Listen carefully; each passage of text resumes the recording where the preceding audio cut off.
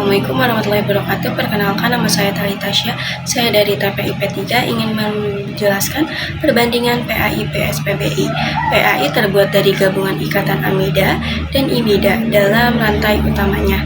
Rangka polimer semi aromatik lebih fleksibel dalam sintesis. PAI umumnya disintesis dari reaksi asam trimelitat dan diamin melalui tahapan intermediat poliamid asam.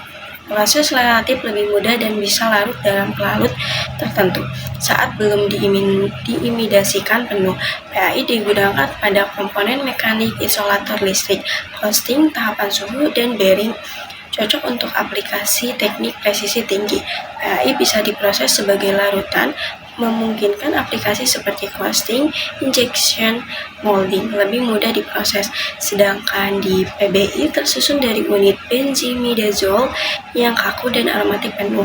Rangka polimer sepenuhnya aromatik dan kaku menghasilkan stabilitas struktur tinggi. PBI dibuat dari kondensasi tetraminodiphenyl dan asam aromatik seperti isohaloil, klorida, atau asam dibenzoil. Proses lebih kompleks, membutuhkan suhu tinggi dan kondisi khusus. PBI sulit diproses karena tidak larut dan memiliki titik leleh sangat tinggi atau tidak meleleh sama sekali. Sulit diproses, umumnya harus dilarutkan dalam asam kuat.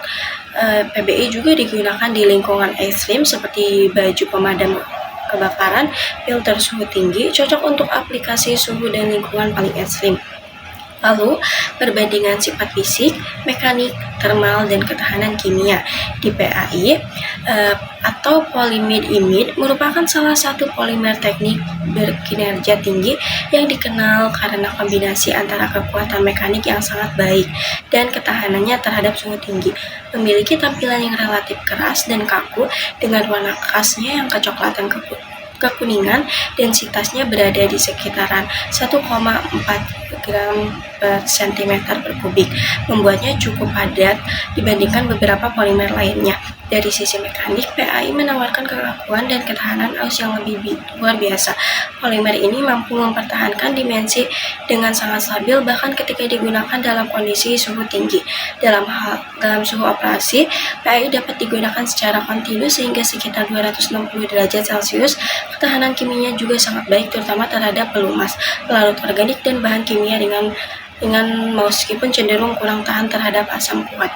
Lalu di FBI atau polybenzimidazole merupakan polimer secara umum menawarkan performa lebih tinggi dari PAI dalam hampir semua aspek, terutama dalam kondisi ekstrim. Secara visual, PBI biasanya berwarna coklat tua dan memiliki densitas yang medis seperti PAI. Keunggulannya utama PAI terletak pada ketahanan termalnya yang luar biasa, bahkan lebih baik dibandingkan hampir semua polimer termoplastik lainnya. PBI dapat digunakan terus-menerus pada suhu 300 derajat Celcius dan tidak akan meleleh atau terbakar dalam kondisi normal karena titik lelehnya sangat tinggi dan sifatnya secara alami tahan api. PBI memiliki kekuatan yang sangat tinggi, bahkan pada suhu ekstrim. Ketahanan kimianya juga jauh lebih unggul dari PAI karena mampu bertahan terhadap berbagai jenis bahan kimia agresif termasuk asam dan basa kuat yang biasanya akan merusak polimer lainnya. Lalu kelebihan dan kekurangan PAI PSPBI.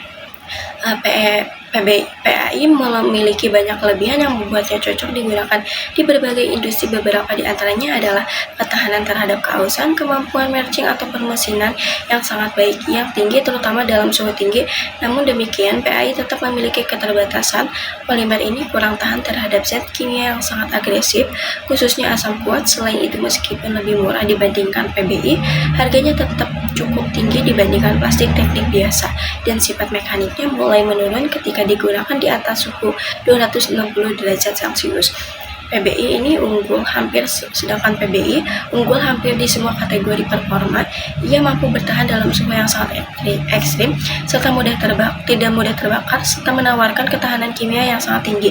Polimer ini ideal untuk aplikasi yang benar-benar membutuhkan material tahan panas dan bahan kimia yang sangat kuat. Namun kekurangan terbesar dari PBI adalah harga yang sangat mahal. Selain itu, PBI juga sangat sulit diproses karena tidak meleleh seperti termoplastik pada umumnya, sehingga proses pembentukannya lebih rumit dan terbatas. PBI juga memiliki kecenderungan menyerap kelembapan yang bisa mempengaruhi performa mekaniknya jika tidak dikondisikan dengan baik.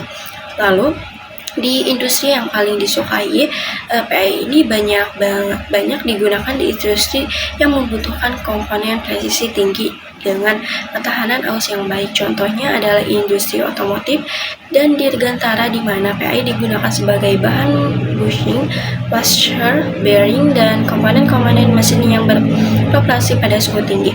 PI juga digunakan dalam peralatan listrik dan elektronik karena sifat isolasinya yang baik pada suhu tinggi. Sebaliknya, di PBI lebih cocok digunakan dalam aplikasi yang sangat ekstrim, baik dari segi suhu maupun lingkungan kimia. Misalnya dalam industri dirgantara dan kimia, PBI digunakan sebagai sel, gasket, dan insulator suhu tinggi. Selain itu, karena sifatnya yang tahan api secara alami, PBI juga banyak digunakan dalam pembuatan pakaian pelindung seperti baju pemadam kebakaran dan pakaian militer. Industri semikonduktor dan minyak gas juga memanfaatkan PBI untuk komponen yang harus bertahan dalam kondisi suhu dan tekanan yang ekstrim, di mana bahan lain tidak lagi mampu bertahan. Sekian dari presentasi saya. Wassalamualaikum warahmatullahi wabarakatuh.